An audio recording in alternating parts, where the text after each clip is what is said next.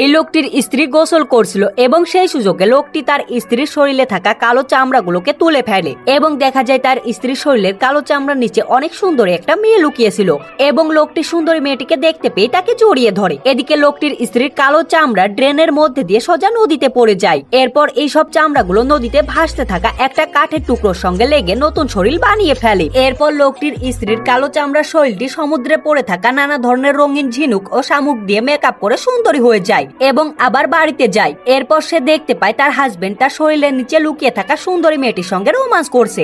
এজন্য সে অনেক রেগে যায়। এরপর সে তার হাজবেন্ডের কাছে গিয়ে তাকে পটানোর চেষ্টা করে এবং তার হাজবেন্ড নতুন সুন্দরী মেয়েটিকে দেখতে পেয়ে পুরাতন মেয়েটিকে লাথি মেরে তাড়িয়ে দেয় এবং সে এই মেয়েটির সঙ্গে রোমান্স করার চেষ্টা করে, কিন্তু মেয়েটি তাকে ধরে গোসল করাতে নিয়ে যায়। এরপর পানি চালিয়ে তার শরীর থেকেও চামড়া খুলে তার ভেতর থেকে একটা সুন্দর হ্যান্ডসাম ছেলেকে বের করে আনে এবং এই লোকটির পুরাতন চামড়ার শরীরটিকে বাথরুমের মধ্যে ফেলে দেয়।